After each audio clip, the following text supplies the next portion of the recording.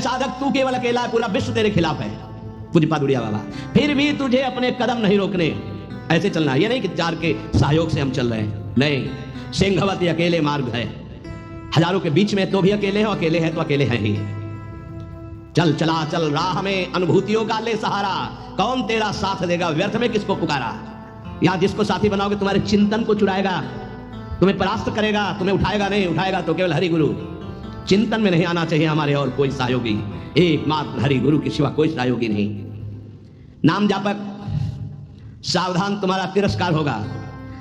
तुम्हें उस तिरस्कार से पराभूत नहीं होना, उदास नहीं होना, निराश नहीं होना। तुम्हें उत्साह संपन्न होकर नाम गाने सदा रुचि, तुम्हारा उत्साह बढ़ना चाहिए। सह गया, बड़ी कृपा हुई। कोई किसी ने गाली दिया, उपहास किया, तो आप निकल गए तो आपके हृदय में शीतलता आएगी। सह गया, क्रॉस हो गए, एक परीक्षा में पास हुए। राधा राधा राधा, बड़ी कृपा श्री जी की। उसने बहुत अपमान किया, तिरस्कार किया और हमको क्रोधित करने की चेष्टा की, लेकिन हृदय में क्रोध नहीं आया, बचा लिया श्री जी ने। नाम की बड़ी कृपा, बड़ा आनंद आएगा, देख लेना। उस समय उपासक को आराध्य देव की विशेष कृपा समझनी चाहिए, जब तिरस्कार, अपमान, निंदा और झुकना पड़े। झुक गए तो उठ जाओगे, और उठ गए तो टूट जाओगे। ये मार्ग है, समझना। संसारी आदमी क्या देखा, झुका दिया ना, हाँ भैया हम झुक गए। जे ही तुम झुके तो इतने ऊंचे उठा दिए जाओगे कि वो देख नहीं पाएगा, वो ऐसे भी नहीं देख पाएगा, इतने ऊंचे उठ जाओगे। ये मार्ग का रहस्य समझना। जो इस मार्ग में है कि झुक नहीं सकता तो टूटना पड़ेगा, ये माया रौंद देगी तुम्हें। तृणादपि सुनिचेन, झुकना पड़ेगा, झुको। झुकने से ही तुम निकल जाओगे और ऐसी ऊंचाई पर चढ़ जाओगे कि कोई तुम्हें झुका नहीं सकेगा, वो समय आएगा। अतएव इस नाम की महिमा सुनने के बाद यदि नाम में प्रीति नहीं हो तो पक्का दुर्भाग्य बहुत जोर का है। सदा सर्वत्रास्ते ननु विमलमाद्यम तव पदम तथापेकम स्तोकम नहीं भवतरो पत्रमभिनत क्षणम जिह्वाग्रस्थम तव तु भगवन्नाम निखिलम समूलम संसारम कृसति कतरत सेव्यमनयो। यद्यपि नाम बहुत पवित्र महामहिम है, निष्कल है, निष्कारण है, ब्रह्म स्वरूप है, तथापि महामहिम करुणामय है, इसलिए घोर पापी की भी जिह्वा नाम को ले सकती है। पर वही नामी सर्वत्र विराजमान है, किसी के भी दुख नहीं मिटा रहा। ध्यान देने का विषय, सर्वदा सर्वत्रास्ते ननु विमल माध्यम तव पदम। यही परम पद स्वरूप भगवान सबके हृदय में विराजमान, लेकिन सकल जीव जगदीन दुखारी। सबके हृदय अछत विकारी, गोस्वामी जी लिख रहे हैं। लेकिन सकल जीव जगदीन दुखारी, क्यों ऐसा? बोले तहां वेदस कारण राखा, भजन प्रभाव संत श्रुति भाखा। भगवान के होने पर दुर्गति नहीं रुकी, लेकिन सदगुरु के हो जाने पर जो नाम दे दिया आप, सदगति नहीं रुक सकती। प्रभु ये देख लिया कि आपसे भी बढ़कर महिमाशाली और करुणा में आपका नाम है, पर यह है तो आपके हेतु की ही कृपा कि हमारी जिह्वा पर आपका नाम आया, आप हमें गुरुदेव रूप से मिले। अब ये नाम संपूर्ण संसार को जो अविद्या सजाती है, इस अविद्या को जड़ मूल से नष्ट कर देगा। अतः प्रभु हमने निर्णय किया है, महर्षियों ने निर्णय किया है कि आपसे बढ़ करके आपकी महिमा, आपका गुण, आपका प्रेम समुद्र जो स्वरूप है, उससे भी बढ़ करके नाम है। क्योंकि आपके होते हुए दुर्गति नहीं रुकी, लेकिन जब नाम हमारी जिह्वा पे आ गया तो सब बात बन गई। आपन्नः संस्कृतिं घोराम यन्नाम विविशो गृणन् ततः सद्यो विमुच्येत यदि विभेति स्वयं भयम्। हर जीव जन्म मृत्यु के चक्र में बड़ा घोर दुख प्राप्त कर रहा है। इस स्थिति में एक ही परम साधन साध्य महर्षियों ने निश्चय किया है, प्रभु का मंगलमय नाम। जो नाम उच्चारण करना प्रारंभ कर दिया वो स्वयं मुक्त हो जाता है, और भगवान के नाम जापक भक्त से भयभीत होकर भय भाग जाता है, इसलिए वो निर्भय हो जाता है। मान लीजिए तो जान जाओगे। एतन् निर्विद्यमानाना मिच्छताम कुतो भयम योगिनां निर्णीतम हरिर्नामानुकीर्तनम।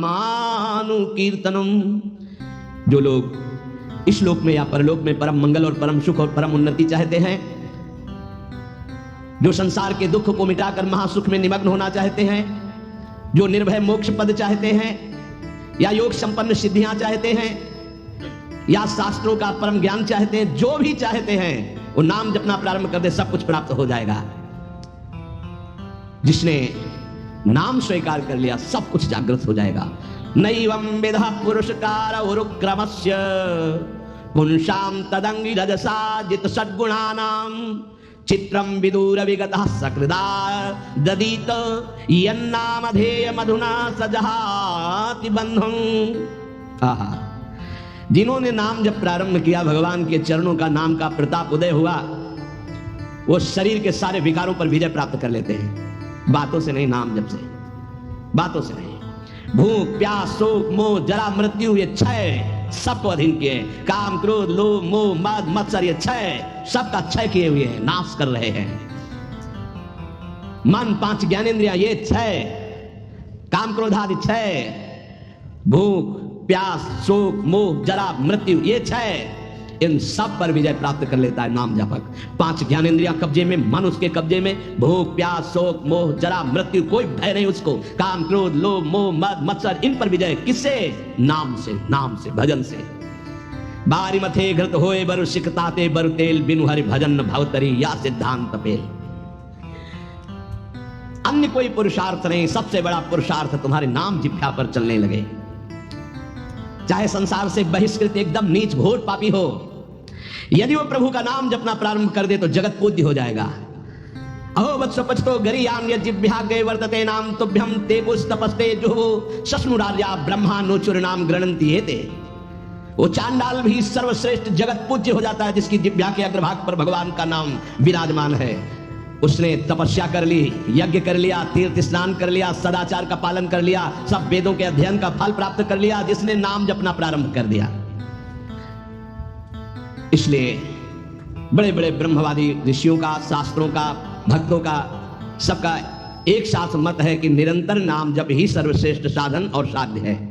ये बहुत बड़े महापुरुष हुए हैं, स्वामी श्री कृष्णानंद अवधूत, जिनकी महिमा पीछे गंगा किनारे सुनने को मिली, बहुत उच्च कोटि के महापुरुष।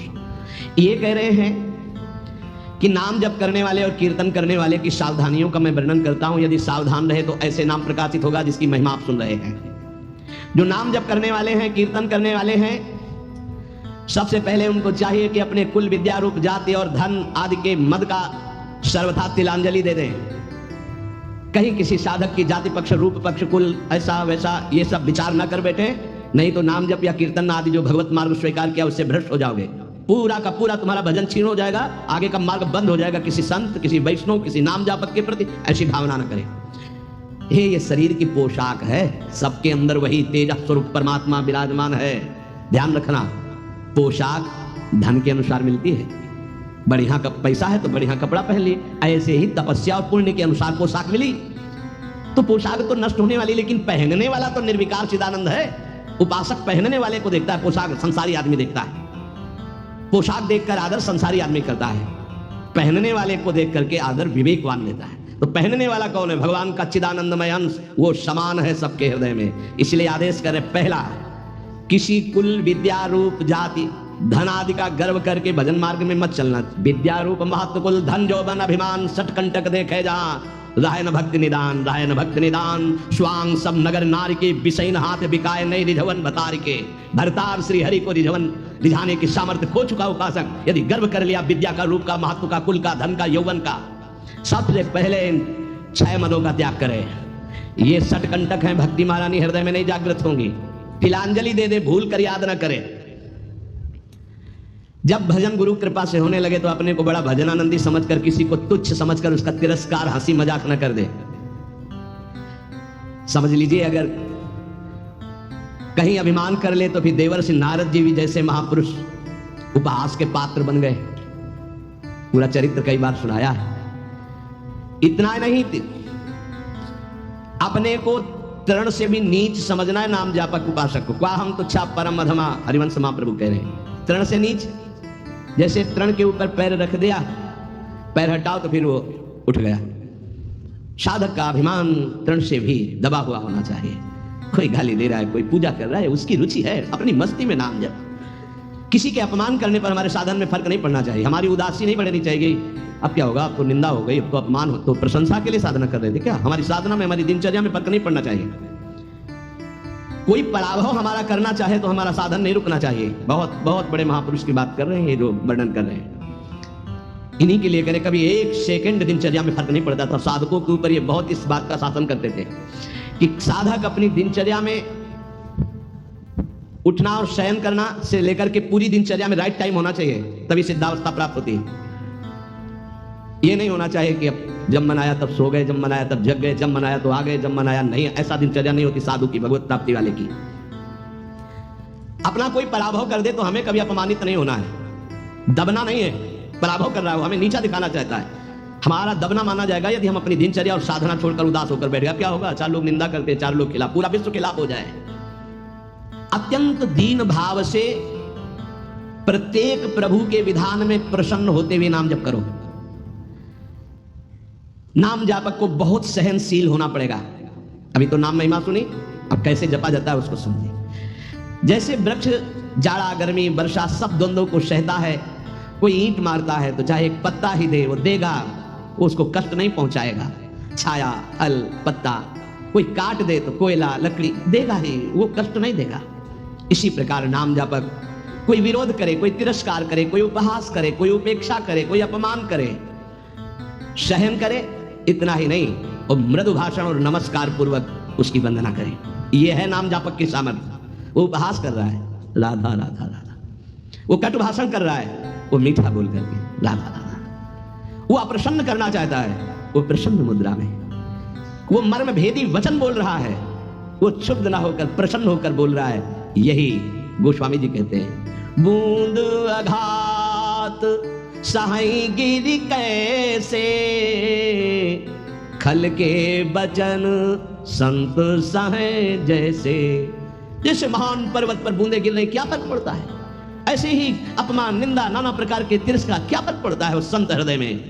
बूंद आघात सहाई गिरी कैसे, खल के बचन संत सहे जैसे। अत्यंत विनम्र, सहनशील, मान की किंचन मात्र भी इच्छा और परवाह नहीं, सबको सम्मान देते हुए निरंतर प्रभु का प्रसाद उपासक को प्राप्त होता है, जो नाम जप नाम कीर्तन करता है। नाम जापक में आचार शुद्धि, शरीर शुद्धि और भाव शुद्धि तीनों अत्यंत आवश्यक हैं। भाव संशुद्धि पहला। नाम जापक पहला लक्ष्य बनाए कि नाम का फल केवल नाम निरंतर जपना है। भगवान भी आके सामने खड़े हो जाए तो नाम जप बंद नहीं होगा, ये हमें सामर्थ्य चाहिए, ये भाव संशुद्धि। अगर हम जिनका नाम जप रहे हैं वो आ जाएं और कह दें कि नाम जपना छोड़ दो, मैं आ गया, तो हम नाम जपना नहीं छोड़ेंगे, आप चले जाइए। आप जाएंगे कहां? पतंगो यथात्वा मनुभ्राम में माणा, डोरी हाथ में है, पतंग प्रियालाल है, नाम है डोरी, राधा राधा राधा, जाओगे कहां? हमारे समीप रहोगे। पूज्य भाई जी महाराज, पूज्य गोस्वामी तुलसीदास जी महाराज, वो महान उपासक जो राम से भी बढ़ करके राम के नाम का आदर किए हुए है। प्रभु आए नाम छूट गया तो नाम से बढ़कर नामी हो गया। प्रभु आए नाम नहीं छूटा तब नाम का आदर। यहां तो रुपया पैसा भोग सामग्री में नाम छूट जाता, प्रभु की बात क्या है? ध्यान दीजिए। भाव संशुद्धि, नाम जापक को, नाम कीर्तन करने वाले को पहले दृढ़ निश्चय करना है, किसी भी परिस्थिति में नाम का सौदा नहीं करेंगे, चाहे नामी ही क्यों ना जाए। नाम का फल है नाम में अखंड प्रीति हो जाना। श्री हरिवंश नाम का फल, हरिवंश नाम में रति। श्री हरिवंश नाम नित कहो, नाम प्रताप नाम फल लहो, नाम हमारी गति सदा। जैसे वह हरिवंश सुनाम पावे, तिन चरणन विश्राम, नाम रटन संतत करे। नाम नाम नाम हमारी गति, नाम हमारा साधन, नाम हमारा साध्य। भाव संशुद्धि। नाम जापक मान बड़ाई छूने न पावे, ईर्ष्या द्वेष परास्त न करने पावे, धन का लोभ भोग सामग्री का लोभ मन में ना आने पावे। बहुत ध्यान से सुनो, बहुत बड़े महापुरुष, चूंकि इनकी महिमा पहले से सुने, बहुत प्रभावित हृदय है। ये बहुत एकांत प्रिय महापुरुष थे। इन्हें सबसे ज्यादा इनकी प्रसिद्धि थी दिनचर्या। ये अपनी दिनचर्या को श्री भगवान मानने वाले और महान पुरुष, महान बैरागी, प्रतिग्रह शून्य और वस्तु स्थिति के बोध प्राप्त किए हुए अवधूत महापुरुष श्री कृष्णानंद स्वामी जी महाराज। मान बड़ाई नाम जापक को छूने न पावे, ईर्ष्या द्वेष छूने न पावे, लोभ भोगों का संग्रह प्रतिग्रह छूने न पावे। ये मलिन भाव सदैव दूर रहे। ये नाम जापक कीर्तन करने वाले उपासक दंभ ना आने पावे, दिखावा ना आने पावे, बनावटीपन ना आने पावे। ध्यान दीजिए, स्वामी जी कह रहे हैं आजकल नाम जापक कीर्तन और नाम जप की ओट में बड़ा अनर्थ कर रहे हैं। बड़े महापुरुष हैं, ये अपनी वासनाओं की पूर्ति का खेल खेलने लगते हैं। ये नाम का कीर्तन का दुरुपयोग करने लगते हैं। जिनको ज्ञान नहीं, ऐसे लोगों को फंसाकर अपनी वासना की पूर्ति करते हैं। ये आजीविका चलाने लगते हैं। अपने को भक्त कहलाकर पुजवाने लगते हैं, कीर्तन मंडली बना करके वासना की पूर्ति करने लगते हैं। ये महापुरुष हैं, इनकी बातें सुननी चाहिए, हृदय से दंभ पाखंड रोग नष्ट हो जाएगा। कीर्तनकार, नाम जापक इस विरुद्ध आचरण को कभी छूने न दे अपने जीवन में, चरित्र में। मलिन भाव को दूर से ही रखे तो भाव संशुद्धि होती है। जिसका भाव शुद्ध हो जाता है, नाम जप और नाम कीर्तन में उसके सामने प्रभु दिखाई देते हैं। पक्का पक्का, इसमें कोई संशय नहीं। नाम जप का अगला फल है नामी की हर समय सानिध्य का अनुभव होना, उनके रूप का साक्षात्कार होना। केवल प्रभु को रिझाने के लिए हम कीर्तन करते हैं, नाम जप करते हैं, कोई और सुन ले उसके भाग्य, हम किसी और को सुनाने के लिए नहीं। पवित्र नामों का कीर्तन, पवित्र नाम का जप, अंतर और बाहर की पवित्रता, आनंद के लिए, भाव संशुद्धि, आचार संशुद्धि। नाम जापक जिनके आचरण गंदे हैं और कहते हैं मैं नाम जप करता हूं, नाम कीर्तन करता हूं, ऐसे लोगों से बहुत दूरी बनाकर रखनी चाहिए। पूज्य महाराज जी कह रहे हैं ये नाम का जप या नाम का कीर्तन का लाभ नहीं ले पाएंगे। जो लोग अपनी शास्त्रीय मर्यादा का त्याग करके पाश्चात्य सभ्यता का अनुकरण करते हैं और अपने को नाम कीर्तन या नाम जापक कहते हैं, भक्षाभक्ष का विचार नहीं, जितेंद्रियता नहीं, पवित्रता नहीं, इनको कभी नाम सफल नहीं हो पाएगा। यद्यपि ये भी नाम प्रीति से जपे तो उठ जाएंगे, पर ये नाम में दंभ करते हैं, पाखंड करते हैं, वासनाओं की पूर्ति का खेल खेलते हैं। अब जो कह रहे हैं बहुत समझने की बात है। हमारे शब्दों पर ध्यान दिया जाए। जो होटलों में जिनके विचार, जिनके आचरण अपवित्र हैं, ऐसे लोगों के द्वारा बने हुए भोजन को पाते हैं। जो अपवित्र बिस्कुट, डबल रोटी, बन, देखना महापुरुष जनों के वचन है। जो अपवित्र विचार, अपवित्र चरित्र, अपवित्रता का अपने जीवन में संचरण किए होटलों में बना रहे हैं, उनके हाथ का बना हुआ जो भोजन पाते हैं। जो अपवित्र बिस्कुट, डबल रोटी, बन, वो जो मोटा मोटा आता है, और नहीं आता है, वो इतना बड़ा मोटा आता है, उसमें लाल लाल ऐसे लगे बढ़िया, तो सुधा रसम रसितुम जिब हाथ में भी वाला नहीं हो पाएगा। यहाँ मना कर रहे बंद, तो बंद हो गया, बंद हो गया। सत्संग जो है सुनोगे तो रोज चाटा लगेगा। और सच्ची कह रहे हैं, अगर इसके अनुसार चल लोगे तो भजन बढ़िया बनने लगा। सात्विक भाव से ही भजन होता है। कम से कम अपने घर में जो रोटी बनाई जा रही है, रोटी बन रही, श्री जी को भोग लग रहा है, सात्विक तो है। कब बना, कैसे लोगों के द्वारा बना, क्या विचारधारा से बना, कितने दिन से वो बना रखा है। अगर शाम की रोटी सुबह दी जाए ना तो अभी हो जाएगा कि हम नहीं खाएंगे, बासी है। और 10 दिन महीना भर का बना वो बंद क्या कहते हैं, नहीं 10-15 दिन की तो होती होंगी, 5-6 दिन 10 दिन की वो डबल रोटी होती। अब हमें तो ज्यादा कुछ पता नहीं, लेकिन होती होंगी क्योंकि दुकानों में बिकती है। अब ऐसा तो नहीं कि ताजी फैक्ट्री से निकल के हमारे सामने आ गई थाल में, ऐसा तो नहीं। उनमें तुम बासी नहीं देखते हो, उनमें तारीख भले देखते होगे कि एक्सपायर हो गई कि नहीं है। अगर शाम की एक्सपायर हो गई तो भी चल जाएगी, क्योंकि कल की तक देखो यहाँ मना कर रहे हैं। अगर मान लो तो मान लो, नहीं सुबह नाश्ता बिस्कुटे से करने का मन होगा और यहाँ मना कर रहे हैं। अपने घर की एक रोटी बना लो, हल्का सा नमक लगा के और फिर पालो तो कैसा रहेगा। उसके साथ आप नाश्ता कर लो, एक रोटी बना लो। ये डबल रोटी की क्या जरूरत है, डबल बुद्धि हो जाएगी, डबल रोटी में बुद्धि डबल हो जाएगी। बन बन नाम जप में बन नहीं लगेगा। हाँ, माला हाथ में बार बार ऐसे ऐसे करोगे, चर्बी बढ़ जाएगी। भजन के लिए भाई मना कर रहे हैं स्वामी जी। होटलों का भोजन, बिस्कुट, डबल रोटी, बन, प्याज लहसुन से बना हुआ भोजन, फिर आगे तो बहुत ही निषिद्ध है, अंडा मांस मदिरा आदि का सेवन करते हैं। ये जो लोग ऐसा भोजन करते हैं, व्यर्थ में अपने को भजनानंदी और प्रभु प्रेमी बताते हैं। प्रभु प्रेमी कहकर अपने स्वधर्म का अपमान मत करो, अपने धर्म का तिरस्कार मत करो। ऐसा भोजन पाने वाला कभी भजनानंदी नहीं हो सकता। ये महापुरुषों के वचन है। कैसे चित्त शुद्ध हो सकता है? नियमाकुल जिसने स्नान नहीं किया है, जिसके वस्त्र पवित्र नहीं, उसके हाथ का बनाया हुआ भोजन पा रहे हो होटल में, तुम्हारा चित्त शुद्ध हो जाएगा। सात्विक आहार का सेवन करने वाला ही, सात्विक वृत्ति वाला ही आगे भजन में बढ़ता है। जो राजसिक तामसिक भाव वाले पुरुषों के द्वारा बना बनाया भोजन स्पर्श कर लिया जाए तो उसमें रजोगुण तमोगुण आ जाता है। फिर जिनको पवित्रता का ज्ञान नहीं, होटल में खड़े वो नहाए हैं कि नहीं नहाए, वस्त्र कैसे हैं, उनका विचार कैसा है, वो शौचालय जाके कितनी पवित्रता करते हैं, और दाल रोटी बना करके वो दे रहे हो आप उसी कुर्सी में। वही मांसाहारी पा गया है, वही तुम पा रहे हो, वही मांस बना है, वही तुम्हारा भोजन बना है, दाल रोटी फ्राई। अब उसके बाद जो तुम्हारे दिमाग की फ्राई होगी उसको कौन बचाएगा? रजोगुण तमोगुण जो तुम्हारे अंदर छाएगा। इसीलिए भजन की सिद्धि कहां जागृत हो रही? दम्भ जरूर जागृत हो जाएगा, नाटक जरूर कर लोगे, लेकिन वास्तविक स्थिति थोड़ी आएगी। भगवत भजन के लिए तामसिक मलिन अपवित्र पदार्थ का सेवन दूर से ही त्याग दे। कई बार हमने प्रार्थना की कि प्याज लहसुन में कोई दोष नहीं, जहां आलू प्रकट होती है वहीं वो प्रकट होता है। उससे तमोगुण की वृत्ति बढ़ती है, इसलिए हमारे संतों ने रोक दिया है। वो कोई हिंसा नहीं है, किसी जीव की तो हिंसा नहीं है। जैसे हमारे लिए आलू है, शकरकंद है, मूली है, इनके लिए खाने का आदेश है। कहीं कहीं गाजर निषेध है, कहीं कहीं गाजर लेते भी हैं। अब ये जो प्याज लहसुन है केवल तमोगुण के कारण निषेध। तमोगुण आ जाने पर निद्रा आलस्य प्रमादोत्थम वो भजन में नहीं लग पाए, तो भजन विरोधी वृत्ति काम त्याग करते, इसलिए हम उस तमोगुण भोजन का त्याग करते। उपासक को भोजन पर विशेष सावधानी है। काहे को ये सब 20-30 मिनट का खेल है, भूख लगी है। और ये 2 अंगुल की जबान में केवल वो मिनट भर वो जो घुमाया, बस उसी का स्वाद है। गले के नीचे गया और फिर तुरंत उगल दे तो देखने लायक नहीं। बढ़िया जूस पियो अंगूर अनार और मौसमी और सेव का, 2-4 घंटे में बदबूदार लवशंका बना के फेंक दिया। ये मशीन ऐसी गंदी है, केवल भजन बन जाए इसलिए। ये जो चाट चटोरापन है ना, कैसे भजन होगा भाई बताओ। स्वाद तो तुम ले रहे हो गोलगप्पा का, पानी पूरी कहते हैं क्या उसमें। वो जब हाथ से घोर रहा था तो सैनिटाइजर लगा थोड़ी धोया था कि उसको पवित्र किया। क्या क्या कैसे कैसे वो पदार्थ बने, कैसे वो सामग्री बनी। तुम नाम जापक हो, भगवत प्राप्ति करना चाहते हो, दुकानों की बनी बनाई चीजें तुम खाकर भजन करना चाहते हो। चाहे कोई कितना परिपक्व अवस्था को प्राप्त हो, अशुद्ध भोजन होने पर भजन खींचना पड़ता है, और शुद्ध भजन होने पर भजन ईश्वरी से होता है। इसलिए वो अनुभव करके, सिद्ध पुरुष ही अनुभव करके लिखते हैं, साधकों के अनुभव थोड़ी होते हैं, सिद्धों के अनुभव है। तो हमें लगता है कि 2 मिनट की बातें, जबान के स्वाद की बात, भोजन को हमें सुधारना चाहिए। ये चीजें तो साधक को पानी ही नहीं चाहिए। देखो बहुत बढ़िया बात है, जाओ घर, एक परेठा बनाओ, नमक लगाओ, श्री जी को ऐसे अर्पित करो, आप पालो, बाल भोग आपका बड़े हो गए।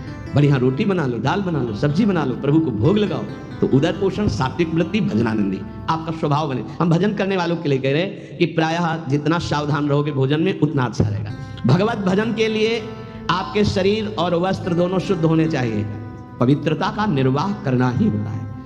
आजकल तो बाथरूम के उतने वस्त्र धारण करो, शौच में जितने, या तो एक ऊनी हो तो वो चल जाएगा, वो वहीं रखा रहता है, उसको धारण किया, शौच आदमी गए उसको उतार के रख दिया, पवित्र हुए, फिर वस्त्र धारण किए। अगर सूती वस्त्र आप पहन करके जाते हैं और वो कमर के निचले, तो वो धोना पड़ेगा आपको। जैसे बार बार जाना हो तो उनको ऊपर समेट लिया, क्लिप लगा ली। पवित्रता का व्यवहार करें। अगर आपका शरीर अपवित्र, आपके वस्त्र अपवित्र, आपका भोजन अपवित्र, तो परम पवित्र पुण्य श्लोक भगवान का नाम जब करो।